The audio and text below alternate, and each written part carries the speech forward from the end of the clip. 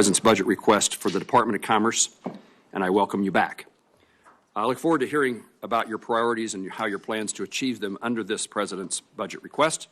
That request is outlined in brief documents transmitted to Congress earlier this month, further clarified in materials published this week, proposes a mix of increases and cuts across several bureaus. The request proposes a 12.2% reduction in budget authority for the department and its bureaus, including a $1.6 billion reduction in the National Oceanic and Atmospheric Administration. It also proposes eliminating Hollings Manufacturing Extension partnerships at the National Institute of Standards and Technology, as well as the phased elimination of Economic Development Administration. The proposed elimination of the Hollings Manufacturing Extension Partnership is concerning. This is a program that's popular and well used, that has received bipartisan support, and serves many small and medium-sized manufacturers in my home state of Kansas and across the country. For many of these manufacturers, MEP is often the only on-the-ground support available to them to modernize, compete, and keep jobs in their communities. We need clear answers on how the department intends to support these manufacturers if this program is eliminated. Last week, I visited communities in Miami and Franklin County on the eastern part of Kansas. That was my visit followed severe tornadoes. I look forward to hearing more about the steps the department through the National Weather Service is making to ensure full 24/7 staffing at local weather forecast offices. We will also discuss increases across the department, including the U.S. Census Bureau as it prepares for its 2030 decennial, and at the International Trade Administration and Bureau of Industry and Security to support trade enforcement and export controls that protect our national and economic security.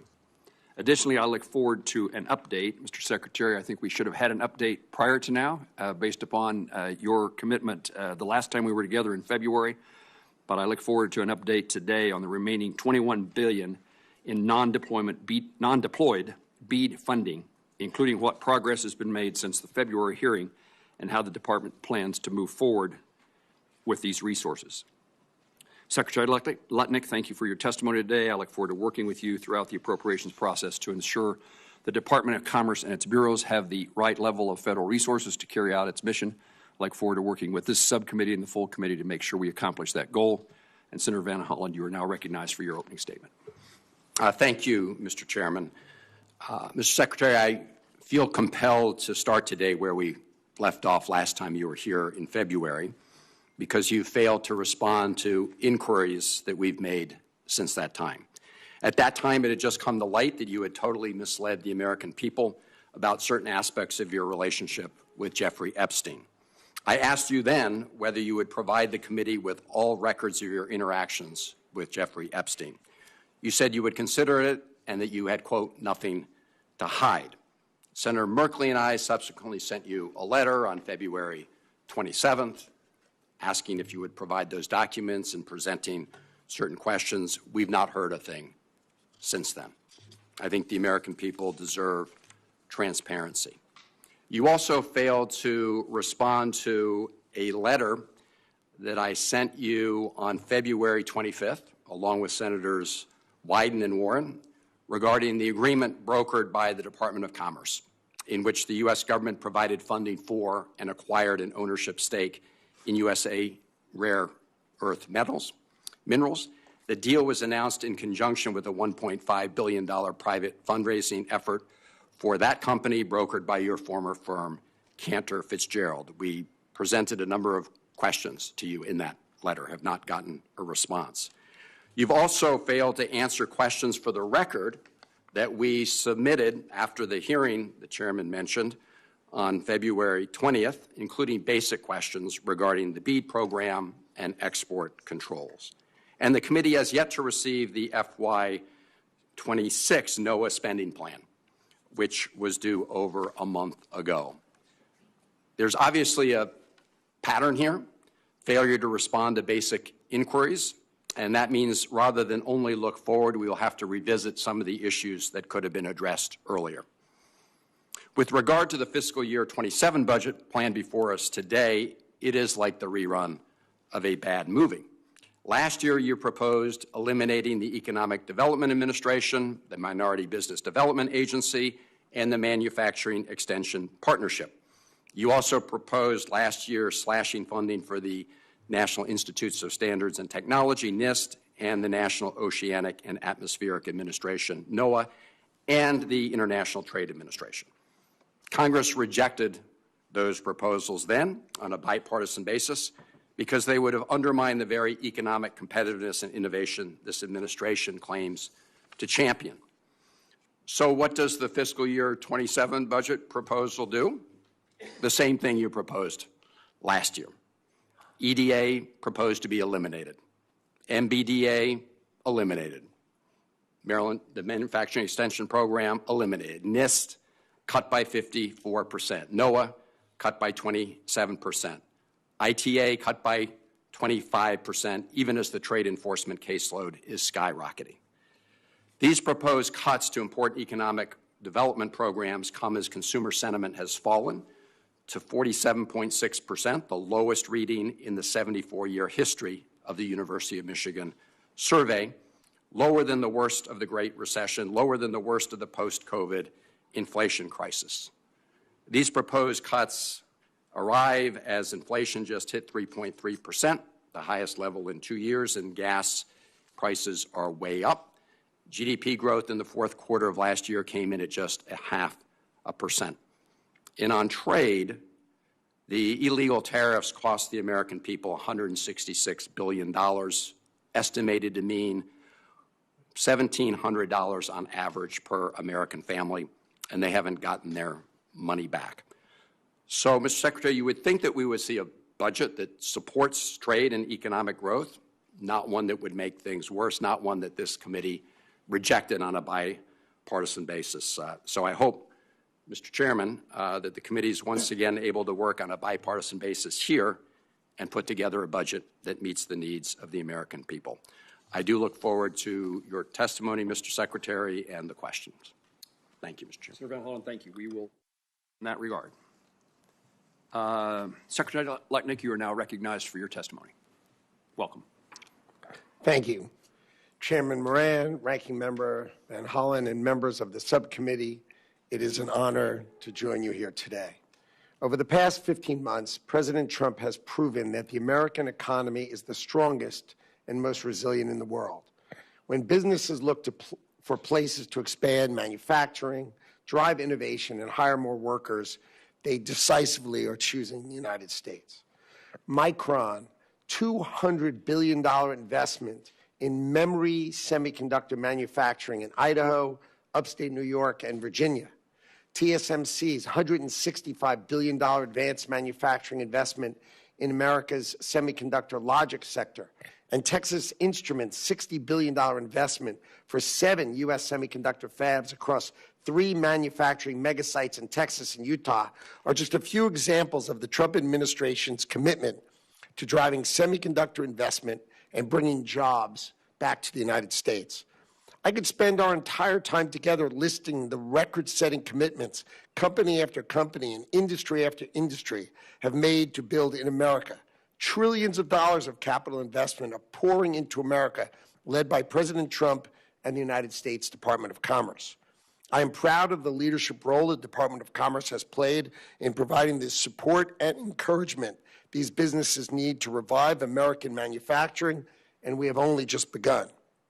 Over the past few months alone, the Department of Commerce has announced multiple $15 billion plus record-setting critical energy investments across the country, from Pennsylvania and Georgia to Texas and Tennessee, that will accelerate economic growth, ensure U.S. energy dominance, bolster critical supply chains, and strengthen U.S. national and economic security. In addition to the massive historic trade agreements with Korea and Taiwan, the impressive $550 billion trade deal with Japan has announced 6 projects in the last 6 months, up to $40 billion for small modular nuclear reactors in both Tennessee and Alabama, $33 billion for a 9.2 gigawatt natural gas-fired power plant in Ohio, $17 billion for a natural gas-fired power generation hub in southwest Pennsylvania, and $16 billion for another natural gas-fired power generation hub in East Texas. In addition, $2 billion for a deep-water crude oil export terminal in the Gulf of America, and $600 million for the critical high-pressure, high-temperature synthetic diamond grit facility, which we need in Georgia. Just last month, Secretary Wright and I were in southern Ohio to break ground on that 9.2 gigawatt natural gas facility. This project will develop the largest natural gas facility in history. It'll lower electricity costs across the region, create thousands of American jobs, and strengthen national security and help the U.S. meet the energy needs of the future. Beyond these historic investments, the Department of Commerce continues to, around the clock, to implement President Trump's America First trade policy. Under Section 232, the Commerce Department is taking action on steel, aluminum, copper, pharmaceuticals, autos, and semiconductors. And we are investigating other sectors to make sure we protect, reshore, and revitalize manufacturing capacity across our critical industries. These actions have led to multi-billion-dollar commitments to reshore steel and aluminum manufacturing and reshore American excellence in critical industries. In the first year of his second term, President Trump has dramatically reduced the trade deficit, lowered imports, and increased exports to over $3.4 trillion, a 6% increase from 2024. In October 2025, the trade deficit was the lowest we've had in 16 years. I am tremendously proud of the lead role I have played in negotiating our most important trade deals, including the largest deal ever negotiated with the European Union.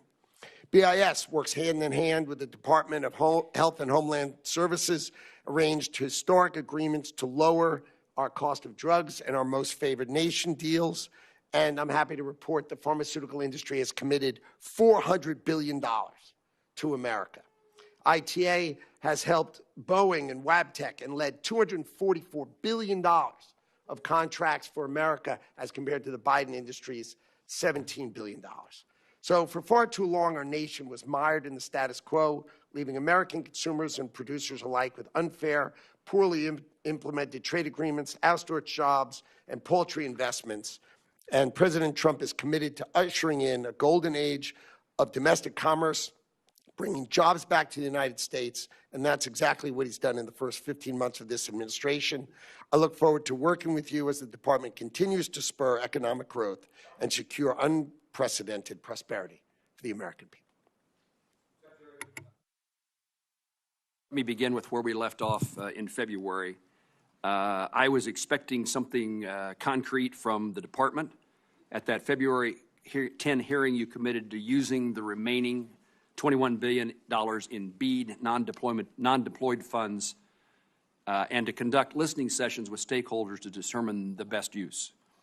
So my impression from that hearing was that those funds will be utilized to make certain that there is connectivity, broadband availability to all Americans, and that you would conduct listening sessions to help determine how the best way to accomplish that goal is. During those listening sessions, staff indicated that guidance would be issued by March the 11th, following those stakeholder engagements, and however, that guidance has not yet been released. Additionally, Senator Collins and Senator Fisher and I submitted a letter to you on March the 5th regarding BEAD funding and talking about an available round of broadband deployment, and we've yet to receive a response. Could you provide us with an update and perhaps something more than soon in your response? Sure. I'm glad to talk about the high-class problems that we have. So the Department of Commerce rebid the BEAD program. We have 54 states and territories done. 46 have literally signed the documents and are drawing money, and the rest have the documents. They're just finishing up the documents. So these are states and territories drawing down on the execution of the plan for the first $21 billion, right? Then on the redeployment money, we have $21 billion remaining. We held listening sessions, over 1,000 people attended, 280 comments. We're sorting through those comments and trying to determine the plan, which we're going to go over with the administration. And unfortunately, I am going to answer is it's going to come shortly, but that is the plan. Thank you for not using the word soon. Thank you for not using the word soon. Please, next time, don't tell me the answer is soon or shortly. Okay. Mr. Secretary, so what do you expect? without, I mean, perhaps you're still going through the details or analyzing those comments, which is what we would expect you to do. But what do you think the plan is going to be? Are these dollars going to be spent for purposes of deploying broadband in the United States to customers that would not otherwise be served? It's our objective to make sure that the funds are used state by state, broadly across our great nation, to help Americans with respect to broadband and within the statute to which you've written. So we will adhere to the statute that's been written, and the monies will be deployed across our great nation. Well, Mr. Secretary, I worried in the last hearing, and I worry in your answer today that you will follow the laws of the statute. That doesn't sound like something I should be worried about, but there is a catch-all provision in a list of things that are permissible, and the very last one would suggest you have significant discretion in this regard. And I will state to you, and for the record, I'm worried that I would hope that you do not use that last catch-all phrase to do something other than broadband deployment. And so when you tell me that you're going to follow the statute, I can't complain about you following the statute, but I would certainly suggest, hope, encourage, insist that this money be used, because I'm absolutely certain that even though we've deployed significant billions of dollars in broadband development support, there are plenty of Kansans and Americans who will be unserved or underserved with a significant challenge in connecting with the rest of the world if this last $21 is diverted someplace else. I am in complete agreement with you that our objective is to cover Americans' broadband needs. And we set out to do exactly that, working with the states, and your state did an excellent job trying to cover everything. If there are still places that need to be covered, I'm happy to work with your staff to try to come up with the right way to cover them. But we have a high-class problem. We've done a great job in executing this plan, and we have the ability to both cover everyone in broadband and do other things that will be exceptional for America. I will take you up on your offer for my team, our staff, and your staff to sit down, and we'll try to give you the examples of where, not only the examples, but the places in which we think broadband could be improved and deployed in our state. Thank you, Mr. Secretary. Senator Van Hollen. Thank you, Mr. Chairman. I'm informed, Mr. Secretary, that last night we did get the fiscal year 26 NOAA spend plan. So that makes you 1 out of 4 in terms of responses. And so I am going to go back to requests and letters that were not responded to, because you did say at the last hearing with respect to the Epstein affair that you had, quote, nothing to hide. I assume that is still your testimony today. Is that right, Mr. Secretary? That is right. So why have you not responded to the letter that Senator Merkley and I sent following up on the last hearing, asking for documents just to be transparent about the situation and answering the questions that we presented in that letter? The last time we were together, I agreed and answered every question on that topic with this committee. And I answered each and every topic. I have voluntarily agreed in less than 2 weeks to sit and answer questions on this topic, fully whatever questions are asked of me, voluntarily in less than 2 weeks with your House colleagues. I would ask you if there are any questions that you want me to answer. Please give them to House colleagues, and I am going to answer them all. But I am here today to testify about the budget, and I look forward to discussing the President's budget with you today. But I am volunteering within 2 weeks to answer any and all questions on this topic. Well, Mr. Secretary, I'm aware of that. We presented you with questions and requests from this committee that have not been responded to. So we're going to have to continue to pursue that. We will follow closely what happens in that proceeding. I hope you will provide them with the materials that we hope to secure here as well. And again, the reason I'm asking this question at this hearing is because we didn't get a response to the letter. No response at all to that earlier letter. The other letter we haven't gotten a response to relates to the issue, as I mentioned, of the U.S. decision, the Commerce Department decision to take a stake, a U.S. government stake in U.S. rare earth, $1.6 billion in federal support.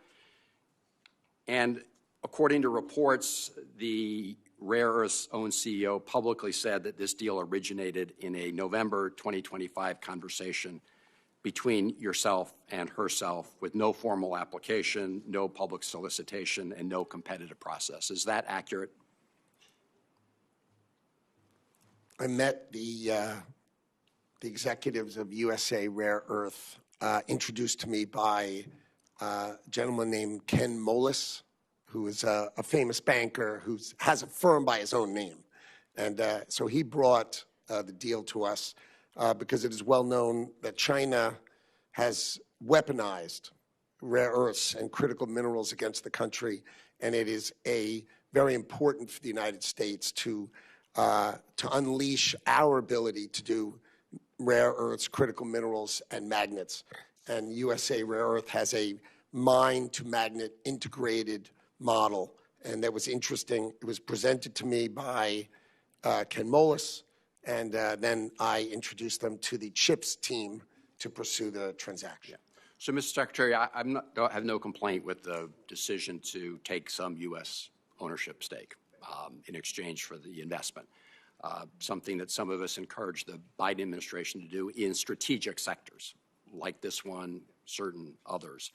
It's more the complete lack of transparency and process under which this deal took place because, you know, before that transaction, I understand that this company's total federal contracting history was worth less than $100,000. It also, as you well know, coincided with the fact that your previous firm, Cantor Fitzgerald, helped arrange the transaction on the other side of the deal, on the private investment side, which raises considerable conflict of interest concerns. So can you respond to the letter? Would you respond to the letter by the end of this month that we sent that lays out some of these questions?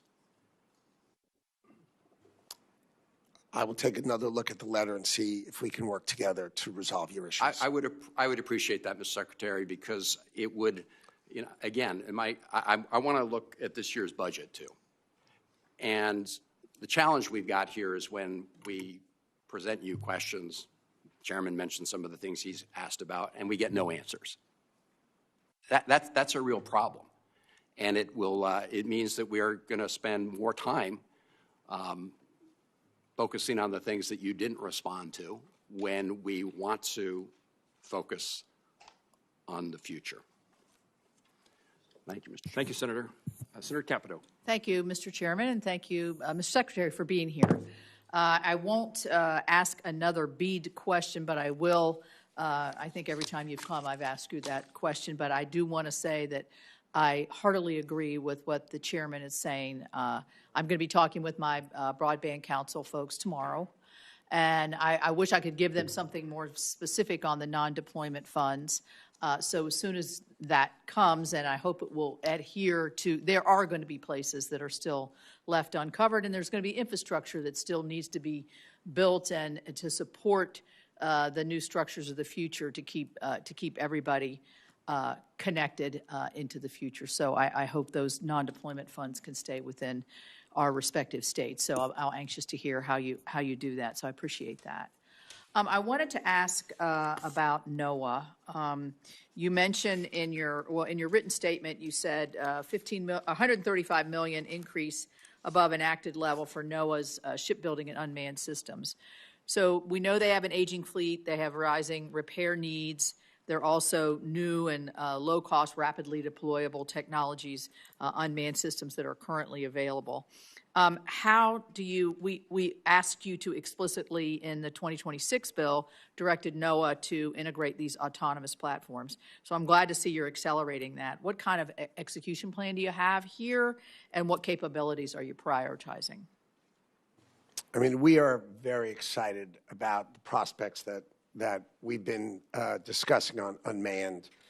The idea of having a hurricane hunter plane fly into hurricanes with people on them that are older planes just didn't make sense. So we explored what is the Department of War and what are the other agencies of the government using. And what we've done is we've found aircraft that they've already ordered that they're using that we can fill with our sensors and both get better data at wildly less money and have wildly less risk because we don't have to have a person in there. So we are incredibly excited because these vehicles can live inside the hurricane and sort of stay there with much less risk and give us much better data. And we are really excited about the way technology is going to improve our safety of the American people going forward. And I'm going to make sure that is what, when I leave this office at the end of my term, I'm going to make sure the American people are much, much safer and they're using technology the best they possibly can. Good, good. I think that will have great results, and I appreciate that.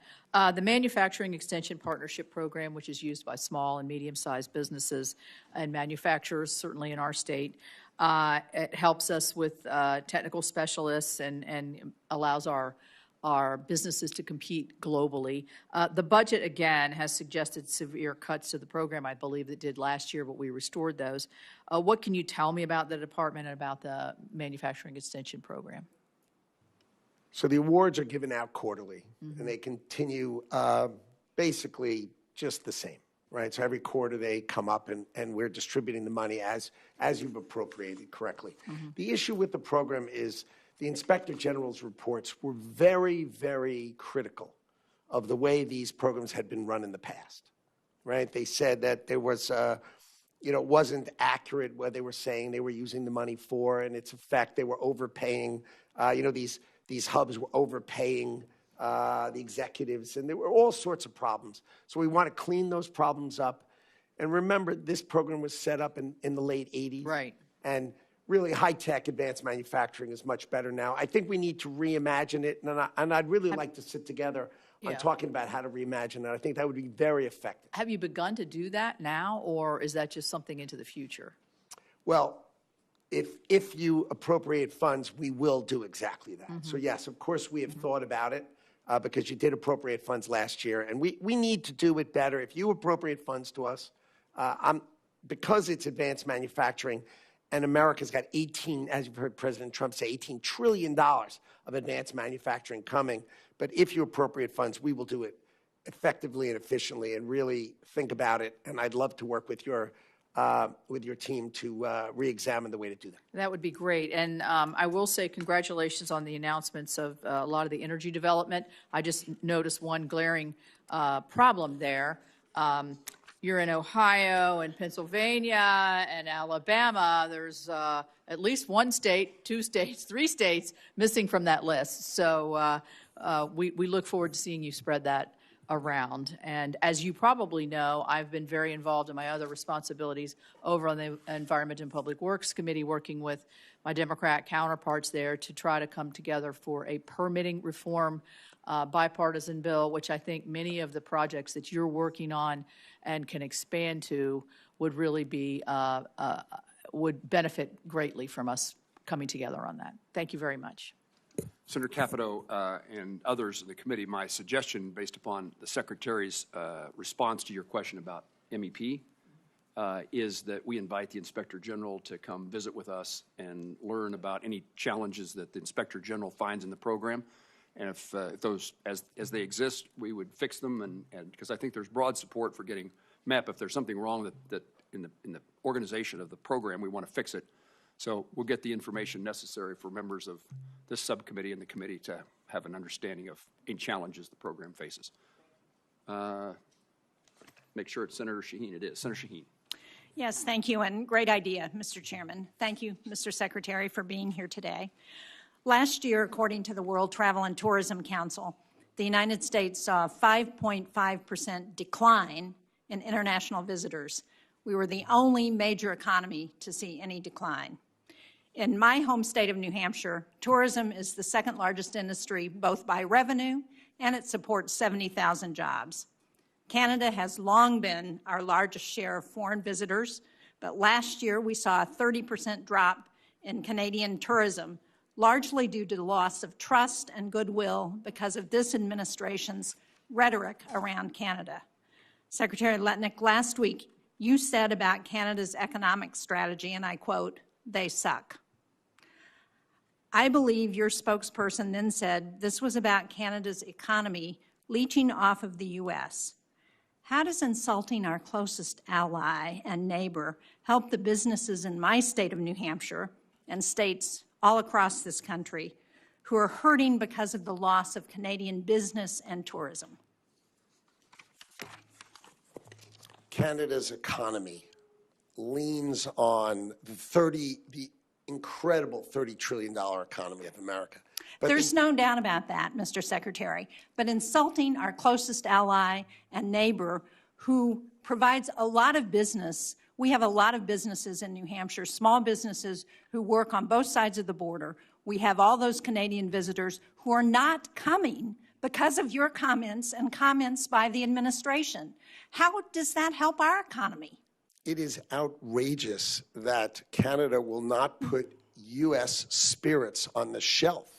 It is insulting. It is. And disrespectful to America that they won't Absolutely. even put... And my husband has an interest in a company that has American spirits.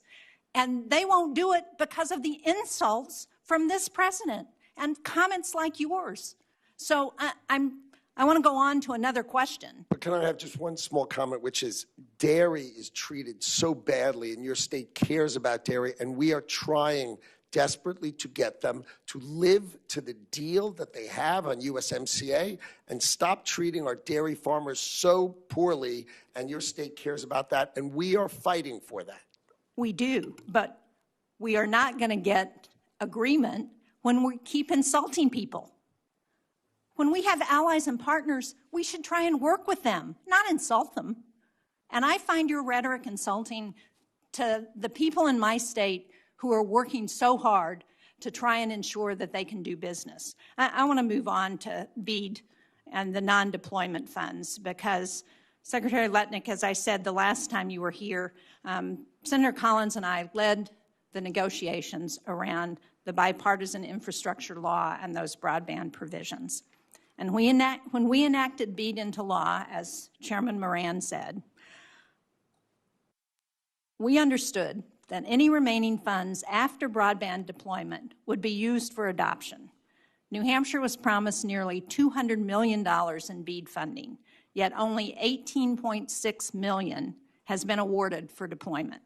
That means New Hampshire has nearly $180 million left for non-deployment activities. So when can we expect guidance from NTIA on how states can spend the estimated $21 billion in remaining non-deployment BEAD funds?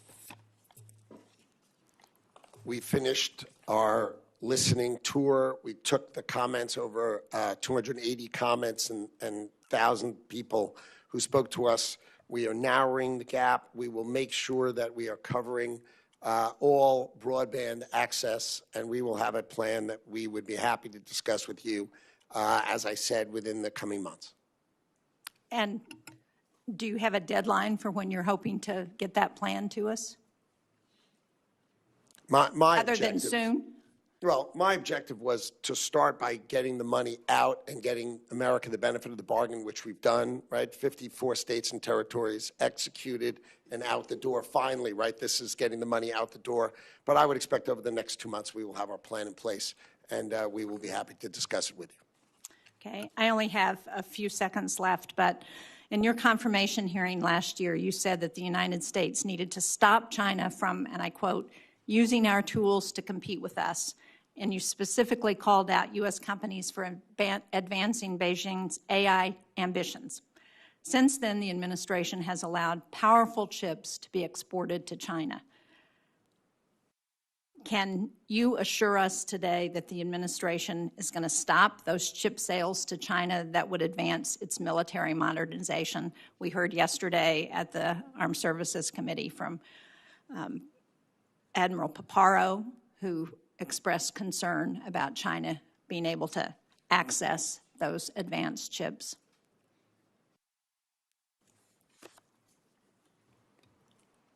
There is a delicate balance in the relationship with China. President Trump has the best relationship with President Xi, and he balances that.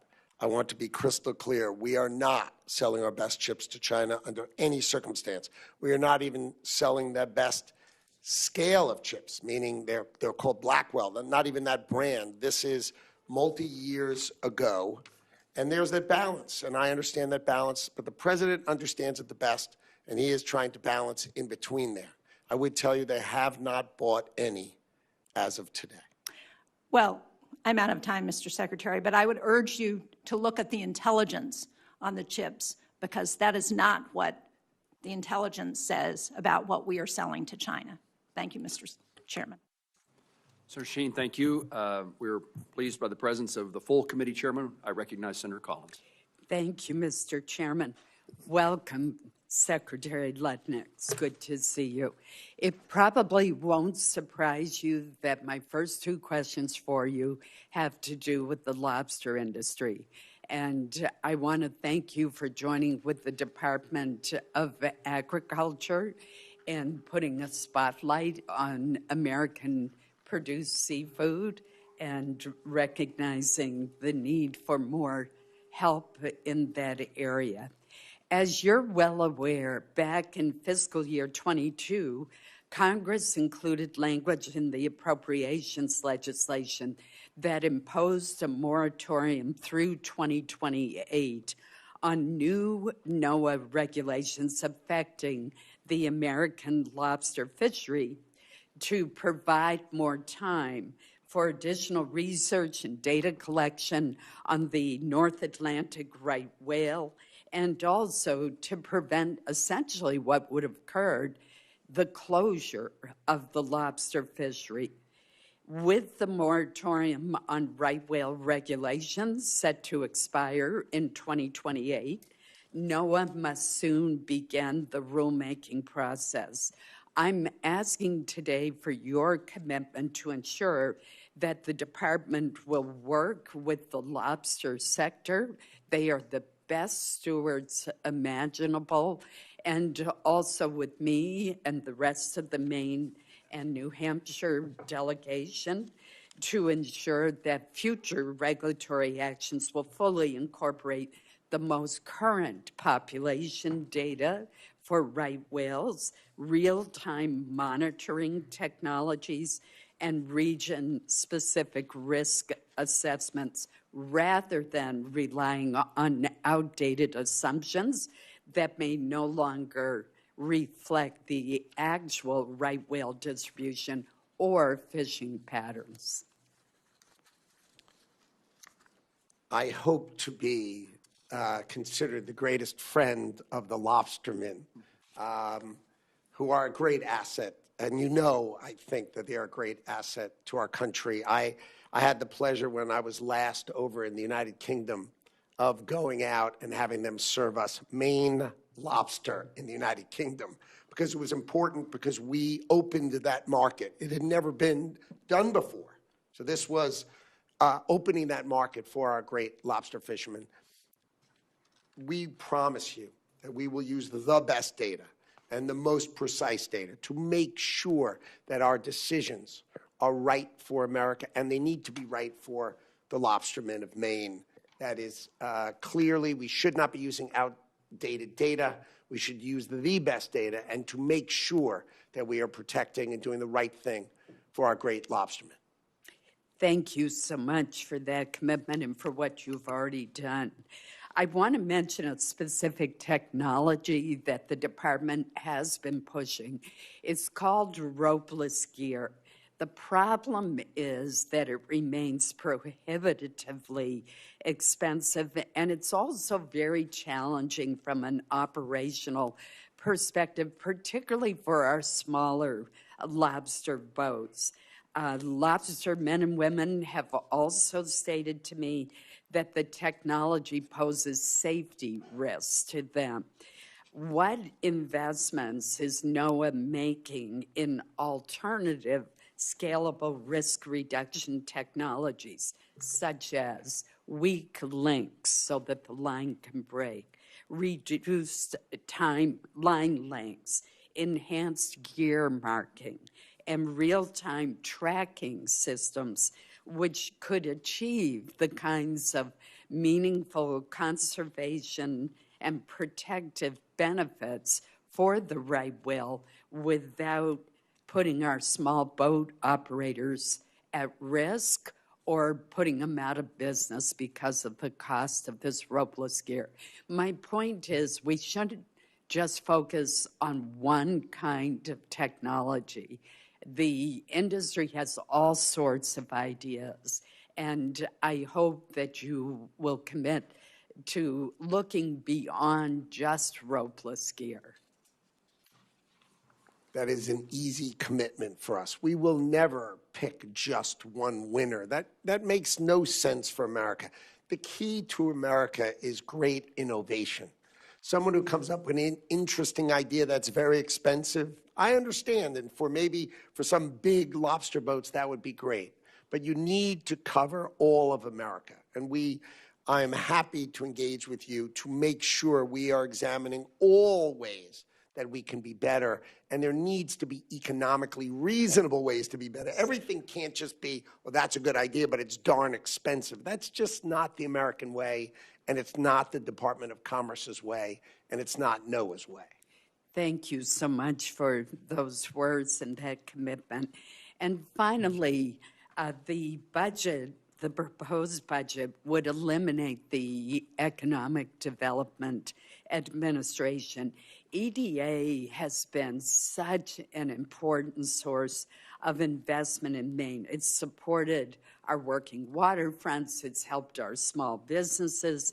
It's been an economic engine in a lot of our smaller communities, particularly in rural Maine. These investments are really critical to sustaining small businesses and port infrastructure, and thus to support job growth and economic development. With the proposed elimination of EDA, which I hope this committee will reject, but if it is to be eliminated, how would the department plan to ensure continued federal support for rural projects in states like Maine? I think engaging with you and your staff to help us design, if you appropriate it, to design the model the best we can to make sure we are covering the areas, both rural, suburban, and make sure we're doing the best job we can. So I'd like to engage with you and your staff to make sure the monies that is appropriated is reconsidered, reimagined, and done the best that it possibly can do. Thank you very much. Thank you, Mr. Chairman. Thank you, Chairman Collins. Senator Schatz. Thank you, Chair Moran. Secretary, thank you for being here. I have a narrow question about BEAD. I'm not going to ask the question about timing again. Hawaii is different. A friend of mine who's a political operative came to Hawaii for the first time and said, every place says they're different, and that's only true in Hawaii and Louisiana. And and Maine. And Maine, yeah. Well, see, then you get Alaska and Alabama. I understand. But I want to be precise here. For us, middle mile entails from island to island. And I just wanted you to acknowledge the geographic and sort of topographic difference so that we're not stuck trying to do that middle mile for the non-deployment funds, and we have technicians who are thinking about the continental United States who do not acknowledge that the physical realities of Hawaii are different. Can I have your commitment to bird dog that particular narrow issue? I think that is a fair issue for us to deeply consider. I appreciate you pointing it out, and I'll make sure my team is on it and we have a full discussion on that topic. That makes sense to me. Thank you. In January of this year, the Inouye Regional Center suffered significant water damage from a burst pipe. You've already been helpful to repair the damage. There may be mold and mildew, we don't know yet, but do I have your commitment to kind of watch this issue and give NOAA and the Inouye Regional Center whatever they need? I will be happy to examine it together with you and make sure we understand the problems and the best way to address it. Thank you. I want to ask you about the executive order tasking the Commerce Department to evaluate whether state AI laws are onerous and burdensome. And I think the question that I have in mind, first of all, I don't like preemption generally. I think if we're going to do preemption, we should at least legislate in the space of AI rather than just tell the states that they may not take any action. But I'm worried about the onerous and burdensome standard because it gives a fair amount of not just flexibility, but a lack of clarity to a state legislature. Like, is the judiciary chairman from the Missouri State House supposed to call the OLA at the Commerce Department and say, is this onerous and burdensome? Is this not? If we do an AI disclosure requirement here, if we try to protect kids over here, if we're doing AI education over there, like how do we determine, how does anybody in a state legislature or in a state Department of Commerce equivalent determine what is onerous and burdensome? Do they have to kind of mother may I the Commerce Department? Do they take a swing at it and then find out after the fact? How are we going to do this? I think the challenge is that if each state comes up with its own set of rules, it becomes a patchwork of impossible outcomes. Totally understand the point of view. I'm just asking, how does one figure out whether they're in compliance with the EO? If you're a state policymaker, is the standard basically don't legislate or do any policymaking in the AI space lest it be considered onerous and burdensome? Or do you have a rubric for those considerations? Like how does a sincere lawmaker try to be in compliance with this EO if they're a state legislator? I think we should come up with best practices and work together to come up with best practices so we don't have a patchwork that makes AI execution impossible across America, and we should work together to do that. Okay, you had a March 11th deadline outlined by the EO directing the department to come up with essentially a framework here, and I'm just kind of wondering how anyone is supposed to comply with this. I get the principle. Everyone talks about a patchwork not working, especially in the tech space. I sometimes agree with that, sometimes don't, but the EO is the EO. I'm just telling you, Secretary, I'm not sure anyone knows how to comply with this except to not do anything, and if that's not your intent, then we need to get some clarity here. Finally, the census. You and I had a very constructive conversation, both privately and publicly, about the census, and I believe that you want to make sure that the census counts every person in the United States, not every citizen, but every person as the Constitution provides. We may have some sort of minor disagreements about some other things, but I want to specifically talk about the idea of using the Postal Service to help to conduct the census. GAO came in and said, like, kind of the obvious stuff, which is letter carriers are not trained to do this. Letter carriers have different standards for confidentiality, and also letter carriers get paid reasonably well compared to census workers. And that was my intuition, and then I read the GAO study, and it confirmed all of that. Why do we think this is a good idea? It seems like it's going to be very expensive, and also I should have led with this. It'll probably delay the delivery of mail. So I don't understand why we like this idea. Normally, the census would hire 500,000 people, pay them by the hour, train them with no training whatsoever. They don't wear a uniform, and they try to find out where Americans live, rent them cars, pay their gas, buy them handheld devices, and send them out, and then they're going to be knocking on your door, which would cause your heart to beat a couple of times when someone's knocking on your door who you don't know. As compared to the Postal Service, which we have a test case coming in 2026, which we're going to do together. They wear uniforms. They're already trusted. We already own their cars. They already know where everybody lives. They already have the gas, and they already have electronic devices that we can put the application on. I think this will make the census more efficient, more accurate, pay the postman more money, and be beneficial to all of America. And I'm excited to try it in 26. Chairman, can I just have 20 more seconds to just complete this? Thank you. Secretary, I think you have articulated the reason for exploring this. I don't think you have articulated, I don't think we know whether this will work, and I think the GAO's study should weigh on you at least. You should be, I'll be open to the idea that this may be, in fact, the best way to conduct the census. But you have to be prepared to conduct this pilot and go, turns out the GAO was right. Can we both remain open-minded about this and not dig into our positions? Because I agree, I thought, Postal Service, maybe. And then I kept thinking about training and the delay of mail and the cost, and I thought, maybe not. So can we both remain open-minded? I don't want you to dig in, and I promise you I won't. I think that's why we're doing the test. That's the whole reason to do a test. Okay, thank you. I'm with you.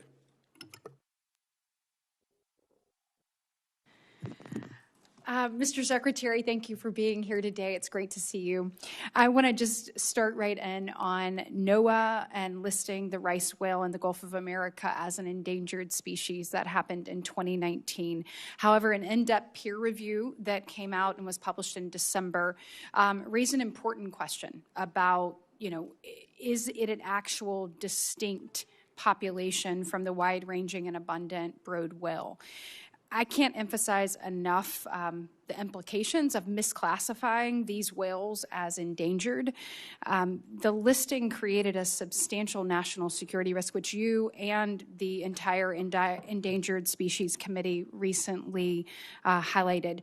In October of 2023, I led the Alabama delegation, the Republicans in the Alabama delegation, on a letter to the former NOAA administrator highlighting these impacts and the national security concerns. So my question for you is with this in mind, are you going to reevaluate the science-based in this new study and take that into consideration and consider delisting the population until there is a stronger scientific record to go on?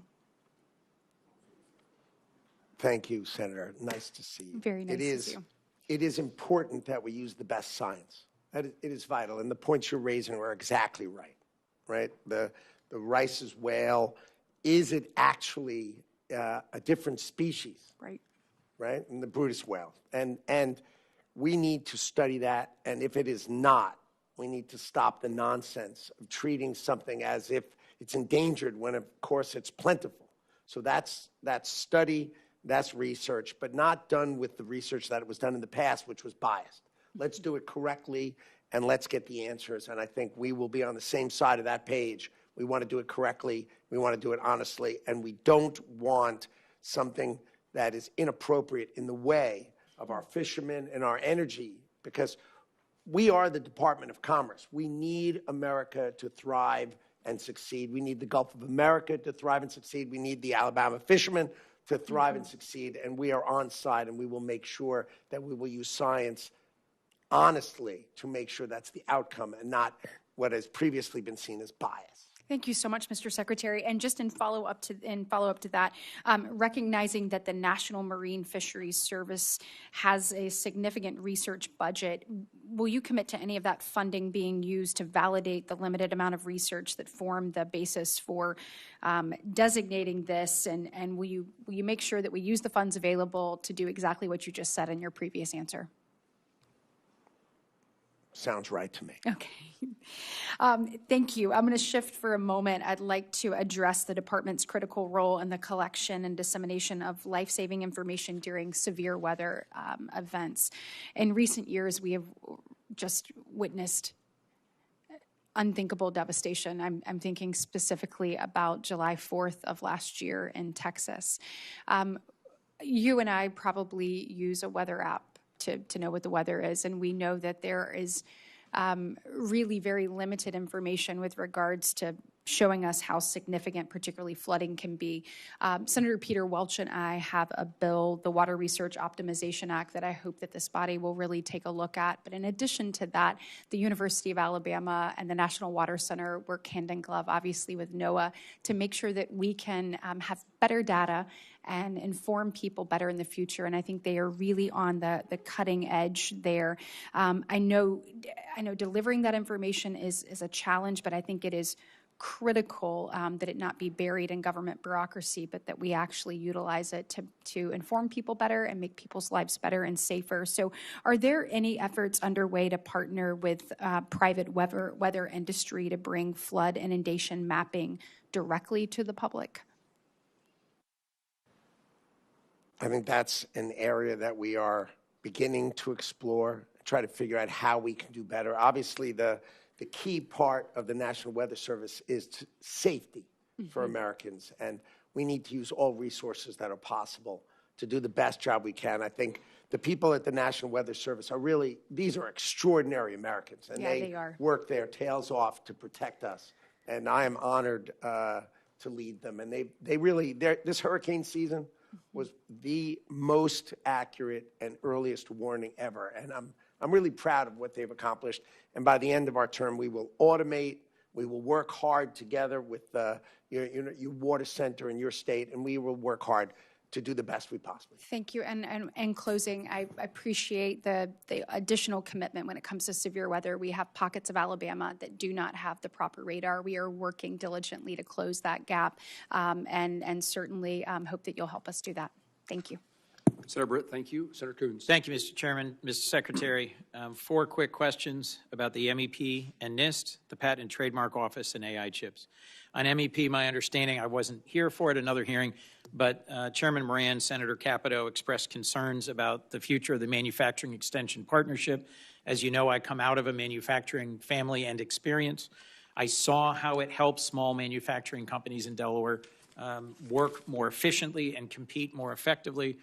We appropriated $175 million for it last year, yet your budget zeroes it out. My expectation is any bipartisan bill will restore robust funding. Will you commit to following the signed law for FY26 and continue implementing the MEP program? It's a simple question. Yes, we are. I'm sorry you missed it earlier. Thanks for the point. But these awards are given quarterly. They are on pace. And yes, of course, we will follow. I look forward to working with you to ensure MEP survives and thrives. NIST is our nation's leading entity for promoting American innovation and competitiveness, and I think it's a tremendous agency. I've worked closely with it over the more than decade I've been on the subcommittee. But you propose a $350 million cut to NIST's operating budget, and in particular, $120 million cut to their scientific, technical, and research programs. I'm concerned this threatens American leadership and will allow our adversaries to take advantage of that opening. Could you just explain briefly why that deep a cut to NIST, and if we in fact reverse it on a bipartisan basis, will you continue to advocate for what I think is one of our real treasures for innovation? Thank you. Metrology is most important in NIST. Analytics, most important in NIST, and we are not cutting those things. We are cutting things that are not on those points, right? So what happens to these organizations is they drift and they start adding things that are not key to the outcome. Well, if I might, because I'm going to try and keep to my time since Senator Fisher suffered through me going over in the other hearing, and I will do my best, Senator. One of the things they drifted into is the manufacturing of biopharmaceuticals, where their national hub for that is in Delaware, and I believe they've made a dramatic difference. I'll just continue to advocate for NIST. I look forward to hearing from you about how you think they might have drifted, but let me move on. Patent and Trademark Office, I was very encouraged in our last exchange that you were no longer considering values-based patent fees, but we are about to see the expiration of the capability of the Patent and Trademark Office to set their own fees, something that was extended in 2018 when President Trump signed the Success Act. I'm ready to help you with this, but I've had no outreach from PTO. As you know, I support the pro-innovation, pro-patent work of John Squires. I'm just inviting outreach if there is something we can do before that authority expires to retain what is critical to PTO's success, their ability to set their own fees rather than having it done in some other way. I'll move to my last point with my last minute and a half. Admiral Paparo testified to Armed Services yesterday. He's the commanding officer of Indo-PACOM, that giving the PLA access to more advanced AI will improve their warfighting capability at the expense of our service members.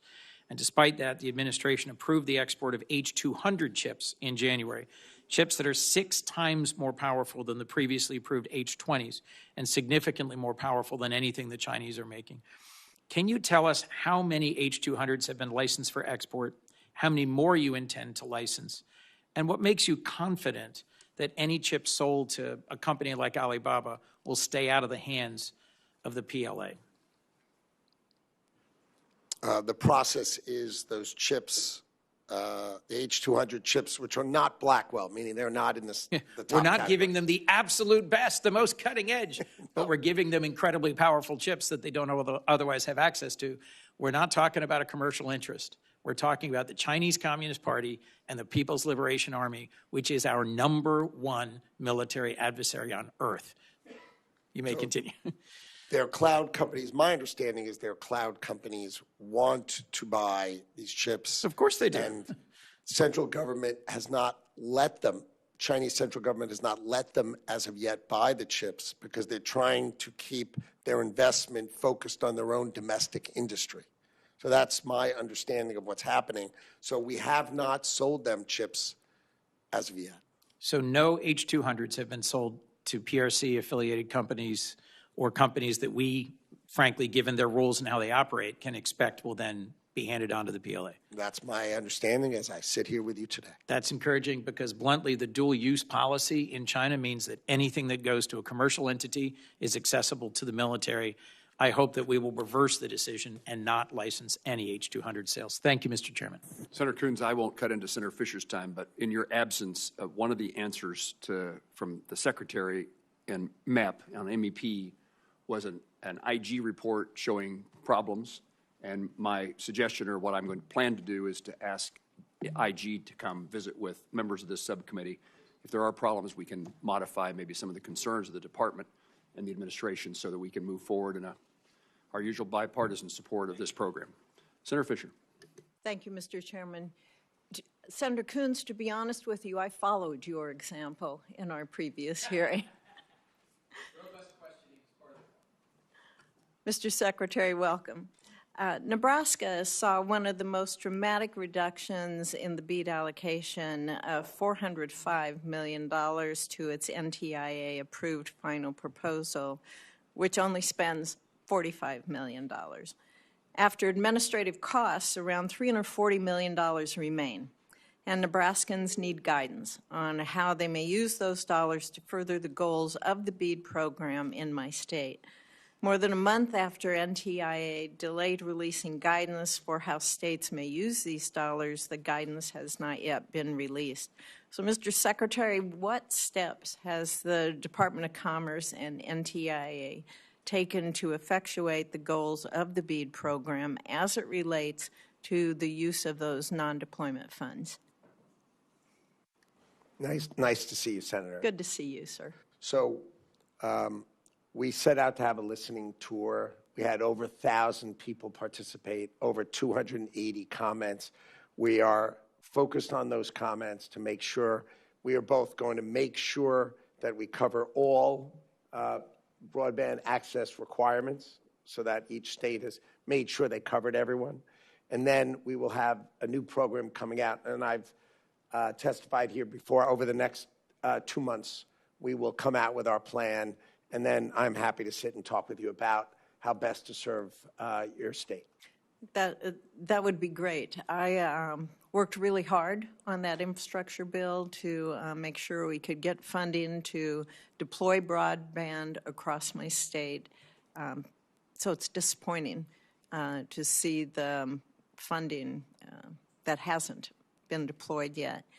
I've worked closely with NTIA. I want to make sure that the guidance that they're developing is driven by the needs of the states, and it aligns with the law that authorized the program.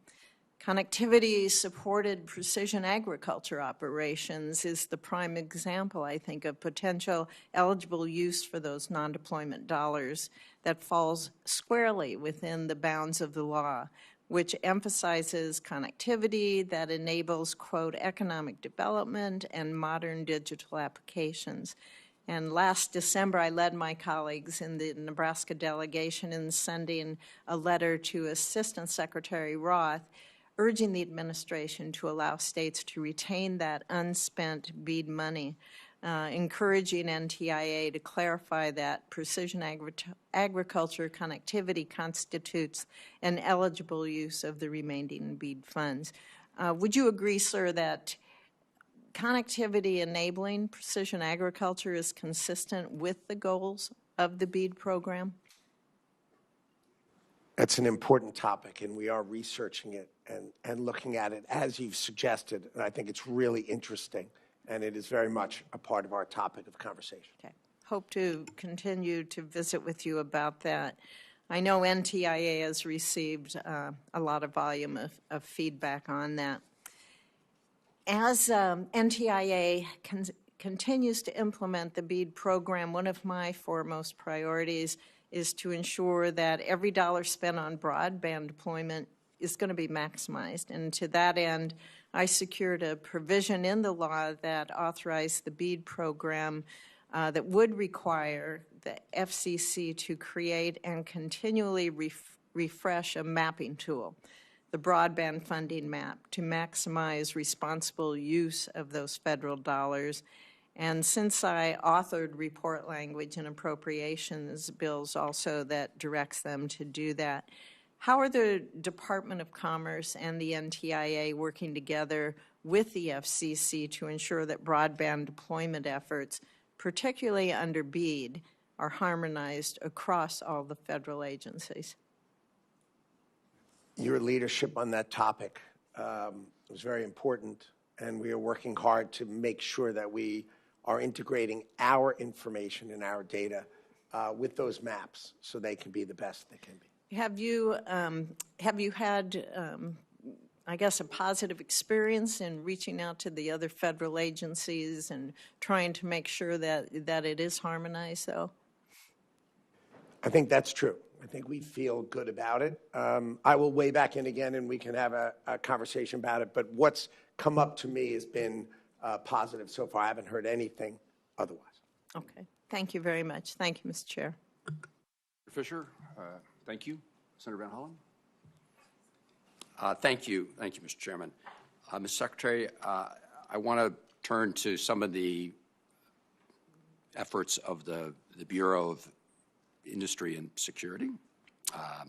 And the request in the budget is to double the BIS appropriation, and it's something that I support. I want to, though, bring up a conversation we had a while ago regarding what's known as the affiliates rule, right? The affiliates rule was put in place by the administration to prevent China from, or Chinese companies from evading American export controls on chips and AI by creating subsidiaries or other entities.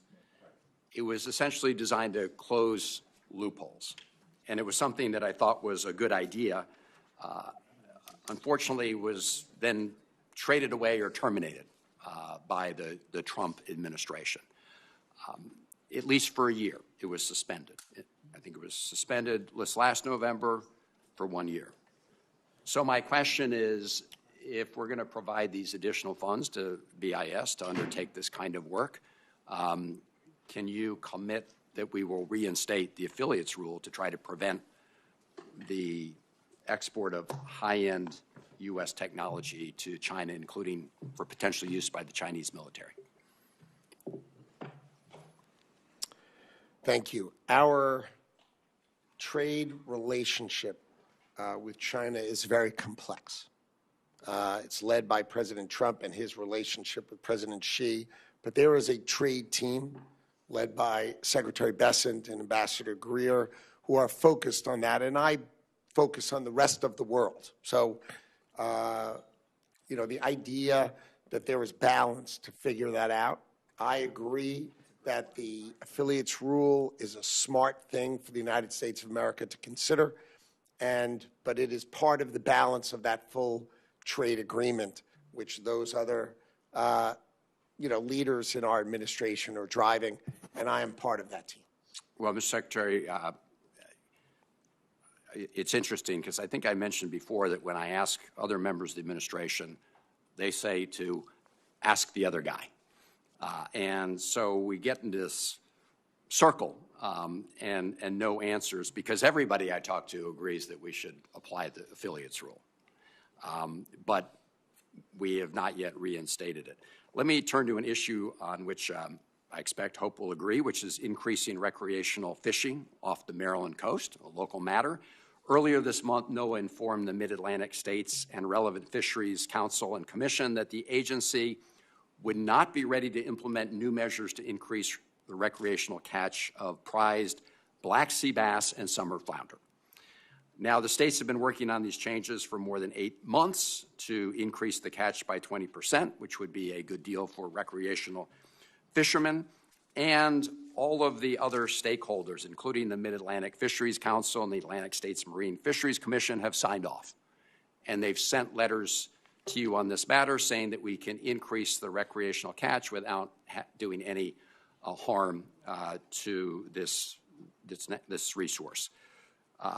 Can you know, last time around, NOAA was able to clear this in 24 days. I don't know if it's because of staff cutbacks or whatever, but could you commit to getting this done? I mean, we're really now on the cusp of the season, and this would be a huge loss to our recreational fishermen and women if we're not successful. Your comments sound like something that I support. So therefore, I will leave here. I will talk to my people and to see what I can do to make sure we do not have any unnecessary delay, that we're doing the work necessary. And if there are any issues, to come back to you. But I would hope that we would be able to do that. That sounds like something that we agree. I hope so, Mr. Secretary. Just finally, and this relates to questions I'm going to submit for the record on concerns that have been raised regarding another conflict of interest issue regarding Newmark Group and their business dealings with Blue Owl Capital, with AI data centers, and that interaction with the U.S. government, and the fact that you as Secretary of Commerce will have a lot of control over how funds that Japan will be investing in the United States are used. So I'm going to submit some questions for the record. And Mr. Secretary, I hope this time we'll get answers to those questions. And if we don't, then I don't know when we'll next see you, but I can assure you that we will be asking questions, which I hope that we can answer through the questions to the record. Thank you, Mr. Chairman. You're welcome. I don't intend to have a second round of questions other than for the ranking member and myself, but I will call next on Senator Reid. Thank you very much, Mr. Chairman, and thank you, Mr. Secretary, for joining us today. Critical minerals are a critical asset for the United States. I repeat myself. As the ranking on Armed Services Committee, they're absolutely essential to our production. And I know that Commerce, Department of Defense, Export-Import Bank are all working with respect to this issue, and we're preparing to invest a critical amount of money. You've had your second. Which agency or individual is coordinating these investments, or is there no coordination? Critical minerals have been weaponized by China, who has a dominant position, and we need to break that chokehold. And we are working together with the Department of War and the administration and the White House working together. Within the Department of Commerce, the CHIPS team, which is an exceptional team of deeply capable people, because these minerals go into semiconductor manufacturing. So it's logical that they would be there, and they are the team that coordinates that within the Department of Commerce. And what about the coordination between the departments? Is there a common effort or focus or sort of delegation of specific targets? Yes, the White House has convened a critical minerals team that brings everybody together, and we meet quite often collectively, meaning DOW's there, we're there, Energy's there, Interior's there. We're all there with our teams focused on how best we can use our collective resources to solve this. And there's a gentleman who leads that for the White House, who is the convening effort to make sure we're all working together. But it's gone swiftly, and we're working together. Another area that has become obvious not only on this committee but also on the Armed Services Committee is quantum investments. The potential of quantum is huge. I'm trying to find a word. Huge is okay. In fact, there is some speculation that if quantum is fully developed, quantum computing on satellites could detect submarines at depth, which would be a significant blow to our strategic position. So Department of Commerce is working on it. The Department of Defense is working on this, but in the Department of Commerce, the National Institute of Standards and Technology, NIST, is playing a critical role. They're developing the technical standards. They are trying to coordinate or at least rationalize the efforts of many other departments. And I look at the budget, and you're proposing to cut the quantum budget in NIST by 32%. And what's the rationale, Mr. Secretary? Because, again, this is one of those threshold revolutions in technology that, and our friends the Chinese are doing quite a bit of this. You now have great companies investing enormously in quantum. So when NIST was doing it, it was a relatively new model. Now you have great companies investing huge amounts of money. I think what you'll see is the CHIPS office in R&D will do a broad-based investment in American quantum companies in order to help those companies achieve American dominance in quantum. So I think it's just moving from where we were exploring it inside of government to now commercial businesses are leading the charge, and we're going to help them do that and coordinate with them for the benefit of America. Well, going forward, I hope you'll pay attention to NIST, to quantum. I know you are, but we got to get this right, and I hope you can. I completely agree. Completely. Thank you, Mr. Secretary. Thank you. Senator, thank you very much. Senator Murkowski. Thank you, Mr. Chairman. Secretary, good to see you. And I told you last year I was not going to disappoint you. Every time you see me, I'm going to ask you fish questions. So we're back to the fisheries aspect of your portfolio here. We're worried. We're just always worried. The fisheries in and around the state of Alaska, many of them, we're just seeing impacts due to climate change, due to additional predation, other factors that are out there. And we worry about the sustainability of our fisheries. But we know what has guided us throughout all of this, all the ups and downs, is when we have adequate stock assessment, adequate surveys, support for our Regional Fishery Management Council. And we're worried that NOAA's ability to provide the information is increasingly limited by staffing and funding shortages. So looking at the FY27 funding levels, can you give me the assurance that I need to be able to tell folks back home that the adequate resources are going to be there for the survey and stock assessments that really underpin our fisheries management system?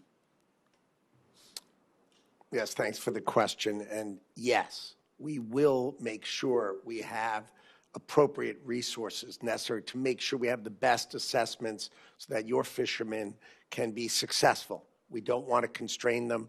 We're going to use better technology, unmanned, you can use enormous technology to do a better job, work with your fishermen themselves to have them be participants in that survey to make it better, more accurate, and make sure that we can unleash American fishermen and the great fishermen of Alaska, which obviously dominate the business of seafood in America, so that we can be supportive, which we intend to be. And we do see that with advances in technology, this does help us. But again, it's the consistency of the data that allows us to make wise management decisions that have allowed us to be the most sustainably managed fishery in the country here. But having said all that, we also have, we see disasters within the fisheries. We have disaster requests out there for Bering Sea snow crab. We have numerous fishery disaster determinations, allocations, pending plans. So we need to know, again, the steps that you're taking within the department to ensure fishery disaster declarations and funding allocations are processed efficiently. I had asked for a list of what is out there and pending, and in fairness, it is stuff from back in 2022. We got one from 22, several of them from 2023, 2024. So these are backlogged. These are, there's no dispute as to whether or not they should be declared. They're pending, and we just haven't gotten them out there. Well, think about what happens to that fisherman that thought that they were going to be able to get a little bit to tide them over until the next season. That fisherman may or may not still own a boat. So we need to know that you're going to be prioritizing this. I completely understand. The program just had so little transparency that no one knew what was going on.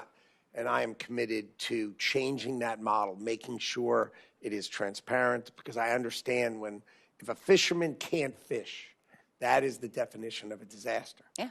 Right? And I understand it, and we are on side with it, and we will work hard to make it more transparent and more efficient and faster. Well, and perhaps if there's someone within your department that we can actually sit down with and go down through this list and say, what can we tell these folks in terms of timing and the process going forward? So if you can help us with that, I'd appreciate that. Sounds reasonable. I'll go take that under advisement and figure out how to do that and work with you to Excellent. do it.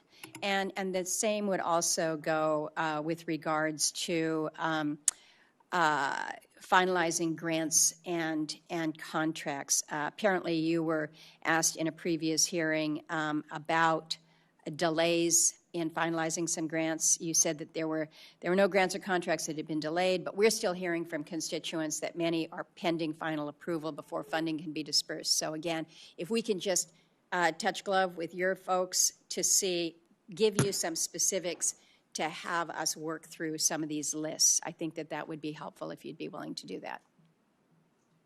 Sure. That's easy. Thank you, Mr. Chairman. Senator Murkowski, thank you. Senator Gillibrand, Thank you, Mr. Chairman. help us wrap up. Thank you, Mr. Secretary. So 3 topics I want to address: quantum, manufacturing, particularly MEP, and the tariff refunds. So I'm going to try to get them all in. So on quantum, I sit on armed services and I sit on intelligence. I understand there's been huge investments by lots of private sector companies, but nothing can replace American dominance with having that capability in-house. Because when you're talking about a private sector participant, they can sell their technology to China, to any adversary, to anyone. They don't have the national security priority embedded in their entire architecture. And we will risk being ahead of many issues that are important for national security. So I would urge you to revisit your exuberance for the private sector, because it puts us in jeopardy of not being first mover in a space that is essential for national security, for encryption, for winning the next war. So I urge you to meet with national security personnel, particularly Senator Reid and I, in a classified setting, so that we can make the case that we are making a strategic error here. So I just want to tell you that, because the cuts to NIST, the cuts across the board, are hugely problematic, and I do not think this is an area where you should feel comfort that the private sector is doing great work. We need to bring some of that work in-house and keep it in-house. Point 1. Point 2, tariffs. I've traveled all across New York. People are very anxious about the cost of everything. When you look at small manufacturers, when you look at any small business, these tariffs have been like a ton of bricks on their ability to make money, to stay open, and to continue to provide. I would like to know, what's your plan for getting refunds to our small businesses, refunds to our people, to the American citizens who've had to pay more? Because right now, tariffs have driven up costs so significantly that it's put many businesses at risk and in peril. The process of refunds is run by Customs and Border Patrol under Homeland, and it's their process, and they have a significant process they're undertaking, but that is not the work of the Department of Commerce. What is your perspective, however, and what are you advocating for in regards to our small businesses, manufacturers, and people who have paid the price of these tariffs? If you build in America, you don't have to pay the tariff. And the benefit of building in America, as you know, in New York, when we were there opening the $100 billion Micron factory in the state of New York, they were driven by the tariff policy of semiconductors. So building in America is driven by that tariff policy. And importers, I understand, don't like it, but those who manufacture in America and hire Americans, but you know, they like it, and they like it fine. No, they don't, because the reality of manufacturing in America today is that many of their inputs come from abroad. So, for example, a lot of our lumber comes from Canada. A lot of other particularly manufactured pieces might come from any ally or any other place in the globe. So manufacturing is highly complex, and it was created with an idea that the world was much flatter than it is today, with an idea that supply chains were inviolate. We know that's not true post-COVID, but tariffs on key allies like Canada can cripple manufacturers that are domestic manufacturers because their inputs come from an allied country. Bringing in manufacturing to America, we've been hollowed out. Our manufacturing has been hollowed out. It's been sent overseas. Canada has the advantage of USMCA. They have the best tariff deal in the world. They just treat us unfairly at every margin they possibly can, and the president is out to try to fix that and to reimagine it. But the answer is make your products at home, and you have no tariff. It's just very hard to do that quickly. And so since there is going to be a benefit when tariffs are changed, that benefit should go back to the manufacturers and the small businesses. Second, if you believe that, then why are we cutting the MEP program, the Manufacturing Extension Partnerships? Those are the job creators that allow for these manufacturers to train their next generation of workers. And in New York State, we have 10 MEP centers that created nearly 33,000 jobs over the last 5 years and contributed $7.6 billion to the economy. I just don't know why we're cutting these programs. That seems extremely unwise given the challenges we have. Unfortunately, you weren't here to hear what I said before, but the Inspector General has taken great exception with many of these programs.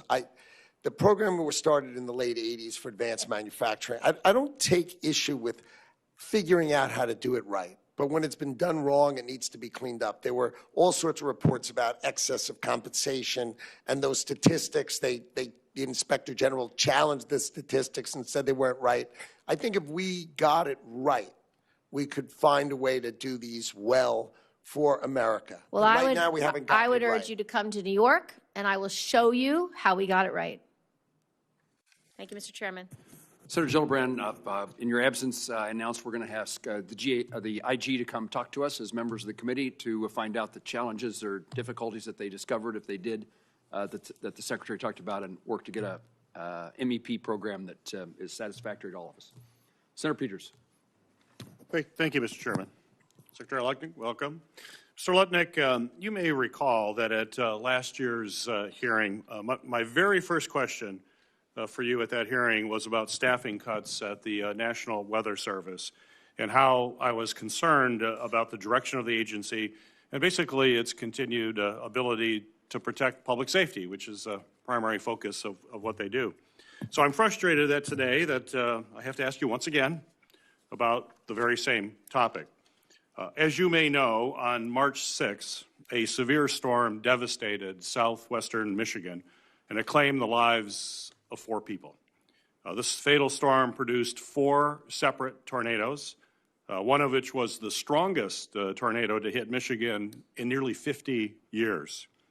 And yet, there was not even a tornado watch issued, that the conditions could lead to a tornado. We expect watches come about fairly often.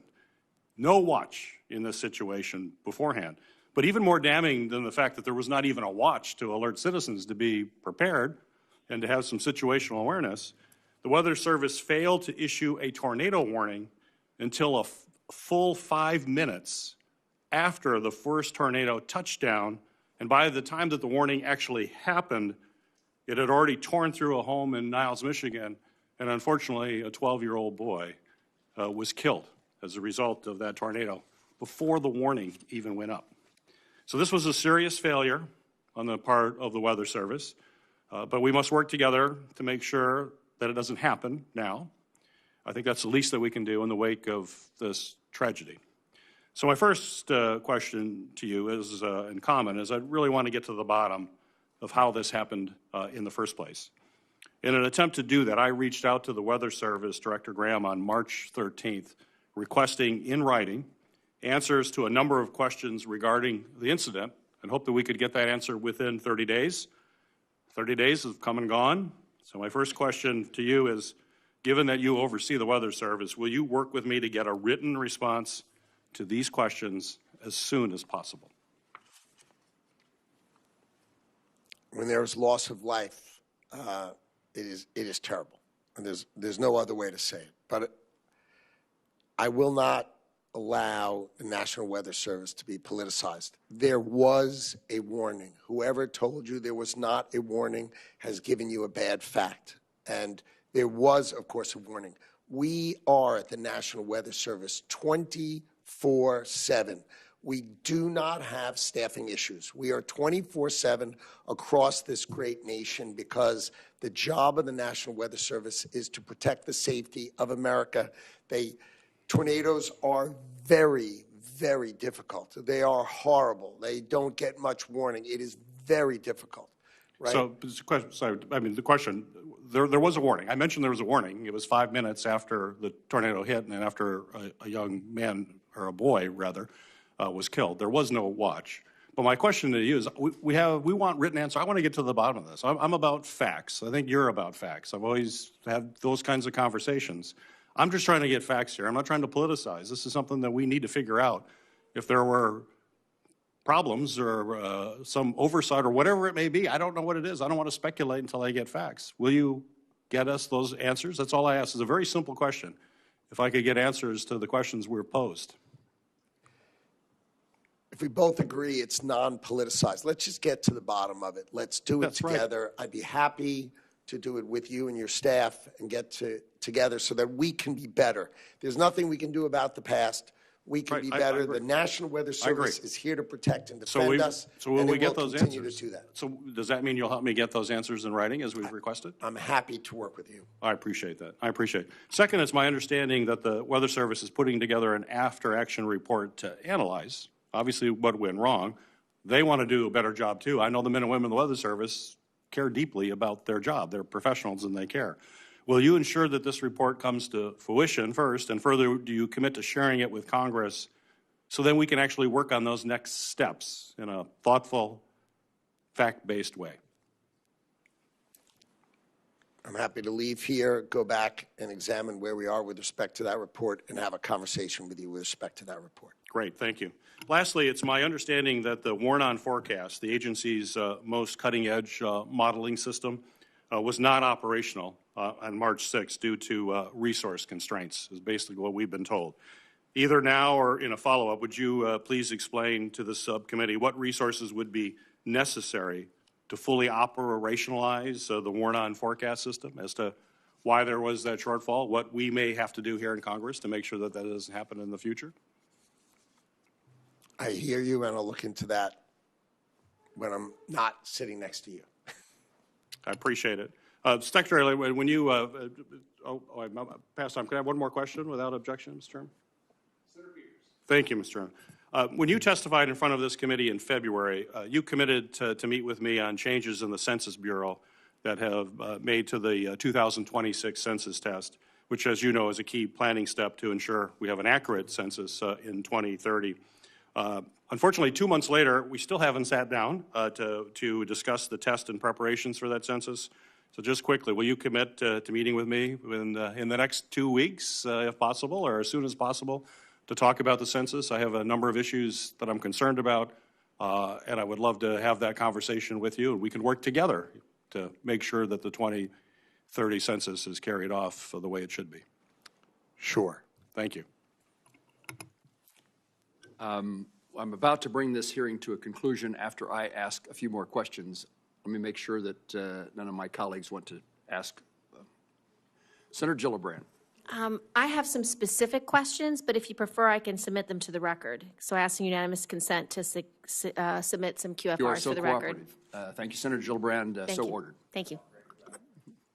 Someone told me that just a few moments ago. Senator Peters, you good? Okay.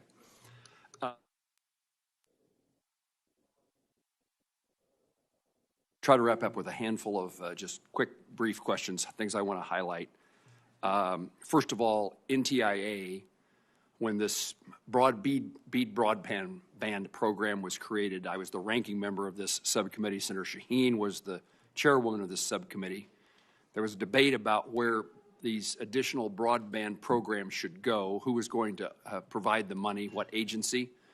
As I recall, and I'll speak for myself, and I think this is true of Senator Shaheen, but I don't know for certain, that we lobbied our colleagues that BEAD be housed within NTIA.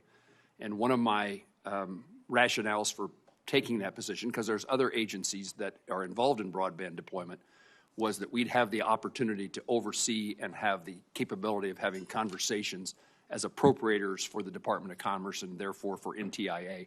Please don't disallow my theory. Make sure it comes true as we reach a conclusion in regard to how these last remaining funds are going to be spent. I also would like the name of a person, if you would either publicly or tell me afterwards, who you would like for me and my staff to visit with in regard to broadband deployment in Kansas particularly, so that we can reach out to that person as you suggested and have a conversation. So if you'd share that with me, that'd be helpful. Yeah, we'll do that offline if you don't mind. And I appreciate Senator Peters' attention to weather and the challenges that we face in forecasting. Mr. Secretary, the FY26 CJ appropriation law made clear that NOAA's next generation of geostationary weather satellites must stay on schedule and carry both advanced imagers and hyperspectral sounders to expand and improve critical data for weather forecasts. We had 2 tornadoes touch down in Kansas a week ago. We see firsthand the importance of that weather forecasting. I was in one of my weather stations on the Colorado border a couple weeks ago, making certain that they are capable of performing 24/7. Most of our weather comes across the Rockies and enters Kansas. It's a hugely important National Weather Service station in Goodland, as are our other 3. I want to make certain that you commit to following those directions about the satellites and make sure that you have an appreciation for the importance of keeping that those satellite rebaselining the GEOX program on target. You know, can you assure me of that? In our analysis of that program, which is vital, what we learned is that we can use our sensors and put them in other agencies' satellites and save an enormous amount of money. So basically, save money, but have better sensing and invest more money, not the other way around. So if we don't have to launch just our own satellites, but we can leverage the satellites of others and put our sounders and our imagers both in our own satellites and in others. And then we re-examine the NASA contract, and we've been able to save billions of dollars, but take no less data. In fact, we will have more data. I am completely in tune with you on that topic. And that's taking place now? Now. And we're aware and know this? Okay. We don't know this. So we need to make sure It'll be that fun that's. to do it together so you can know it because we you'll need- be we proud need of to the make way sure we're this is- working together. I'd happy to be proud. The Kansas State University at Salina has an aviation program, a significant one. They are training UAS pilots, and they're training airplane pilots. You can get certified to fly. One of the relationships we've helped establish is the opportunity to train NOAA Commissioned Officer Corps pilots, hurricane hunters, in a place that has tornadoes, not hurricanes. And I would hope that you would confirm with me that you'd be happy to work with us to try to make certain that program expands and creates an opportunity for training pilots for NOAA. Sounds smart. Let's explore it together. Sounds smart. Thank you, sir. Let me turn to BIS. We provided $44 million increase for the Bureau of Industry and Security to strengthen export controls, expand enforcement, and support additional personnel in the last fiscal year. Can you walk me through how those resources are being spent or will be spent? Hiring more law enforcement officers to protect our innovations from being stolen from us and basically exported to countries we don't want it to go is vital. BIS earns significantly more money than we spend, right? Just last year, we had $308 million of fines.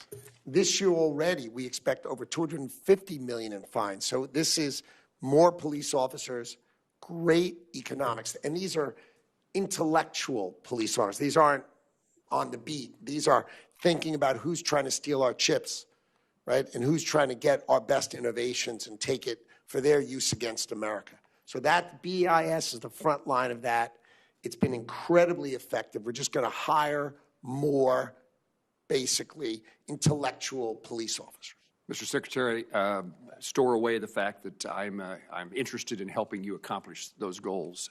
And as you see the needs, make sure that I'm aware of them. Commerce is currently working its way through a 5-year review of countervailing duties placed on phosphate fertilizers for Morocco and Russia. I engaged on this topic back in the first Trump administration in 2020, asking them to consider the impact these tariffs would have on U.S. agriculture. We're now at a time the president of the American Farm Bureau indicated a week ago in a public statement that 70% of U.S. farmers are unable to afford all of the fertilizer they need this season. I would ask that the Commerce Department review these duties and that they are considering the secondary effects on high-priced fertilizer inputs could have on farmers in Kansas. And I would pick up only slightly where Senator Gillibrand left off. I understand the importance of supporting manufacturing in the United States. I would tell you that my farmers are certainly producers in the United States, and they feed the world. But this is perhaps the most challenging time in my time as a public official that agricultural producers face. And it's certainly true in Kansas, where we've had 5 years of drought, and so we're not financially in a position to take on difficult times now and in the future. And the tariffs, to me, seem to be an opportunity for us, perhaps for once and for all, to get rid of the unfair trade barriers that farmers have faced in dealing with other countries and our exports. Kansans generally, in aviation and aerospace and in agriculture, in manufacturing, we earn a living in Kansas by what we export around the globe. And we have faced, particularly agriculture, as I say, tariff and non-tariff barriers, and I was hoping that the tariffs would be utilized to negotiate away those artificial barriers that keep our products out of other countries. How would you describe that as happening? And once that happens, do you expect the tariffs to remain in place? I assume there's an agreement that in return for something other countries are giving us to increase our exports, we're reducing the tariffs on their inputs into the United States? Our historic trade deals have done exactly what you've just said. We're trying to smash down their barriers so our great farmers, our great producers can export to the European Union as an example. These are congressional, they're parliamentary rules, and they are slow, and it's a process. They just, for instance, in Europe, they just recently, within the last 2 weeks, passed all the laws to implement the program of the deal we made last summer. So these are process. Korea just passed their laws. So these are processes. We stay together with Ambassador Greer. We stay hard on it to open these markets to our exporters. That is a key part. You know, we were up 6% this year, but I expect our exports to dramatically increase going forward as these great historic trade deals are implemented. I think that's a good point, and I understand the difficulties. I think I understand the difficulties in getting the agreements implemented, but there's been an announcement of agreements, and people, farmers in particular, are anxious to see the results. And I appreciate any attention you can give to that, and also to this issue of phosphates and fertilizer prices as a result of those tariffs. Finally, it's just one quick point on that. Please. The countervailing duties are through the Court of International Trade, so they're not really set by the Department of Commerce. We will do work on those topics, but these are not the kind of tariffs that are set. They're set by a court, and there's a different process. So I just wanted to point that out. But we're on side with it, okay? That's what I wanted to hear, and we've been engaged with the court as well. Finally, I think this is my last question. Senator Reid wants to visit with you, and I want to visit with you when we close this record. Airlines. High fuel prices, which is a challenge for our domestic carriers. I also would highlight the importance, and we had a hearing of this subcommittee along with Senator Britt's subcommittee on Homeland Security about FIFA and the World Cup, and the Department of Commerce was represented at that hearing, talking about the importance of making sure that we welcome millions of visitors to the United States as the World Cup takes place, and ultimately the Olympics in Los Angeles. I'm thinking about, I chair the subcommittee in the Commerce Committee on Aviation and Aerospace, thinking about our airline as an industry. Any thoughts about the challenges they face and what can be done about increasing fuel prices and making certain that the Department of Commerce utilizes every opportunity it has to make sure that not only the Department of Commerce, but government-wide, we're doing the things, the State Department and visas, and to welcome guests to arrive and utilize our airlines and our travel and tourism industry? One of the hallmarks of the Trump administration is our ability to work together across departments.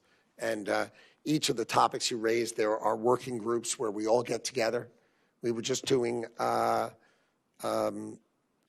jet fuel pricing yesterday. There was a large group together talking about how we can be helpful, what are the moves we can make, and what actions can we take for the benefit of our travelers. So that is a hallmark of how we work together, and we do it all the time.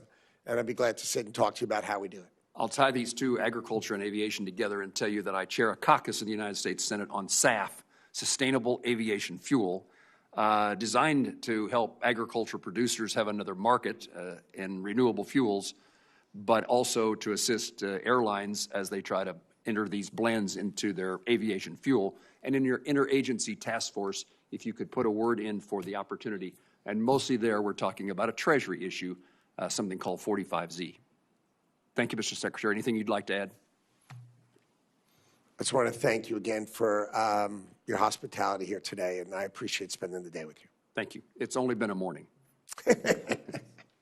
All right. If there's no further questions, senators may submit any additional questions for the subcommittee's official hearing record. We request the Secretary respond within 30 days. Mr. Secretary, I'll say that again. We request the Secretary respond within 30 days. The subcommittee stands adjourned.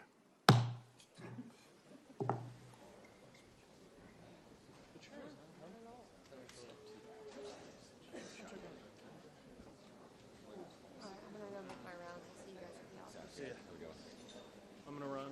Yeah, I'm gonna go duck around and say hey. Yeah, well, I'm gonna get together with a few other folks too. So yeah, I'll be back. 1, 2. I'm going to walk back over right now.